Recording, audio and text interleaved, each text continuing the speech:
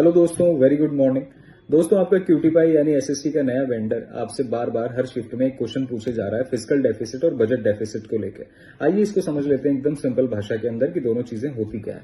मान लीजिए आप अपने एक दोस्त के साथ में कोई मूवी देखने के लिए जाते हैं और आपका जो एस्टिमेटेड रिसीट था, आपके पास बैलेंस था, वो था 500 रुपए का, और वहां जाकर के आपने खर्चा कर दिया 800 रुपए का।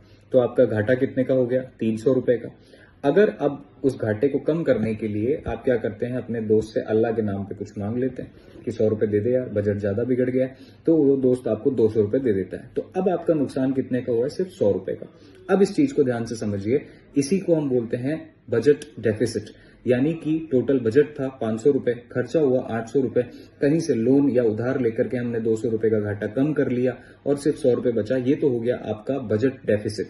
लेकिन अगर आपको पूछा जाए फिजिकल डेफिसिट क्या होता है, तो उसमें से आपको ये जो उधार मांगा हुआ पैसा ये निकालना पड़ेगा और बताना पड़ेगा कि आपका मूल खर्चा कितने का हुआ है। इसको बोलते हैं फिजिकल डेफिसिट। आ गई बात समझ में? जल्दी से लाइक और शेयर कर लो, सब्सक्राइब कर दो चैनल को ऐसी शानदार वीडियोस के लिए। Bye bye.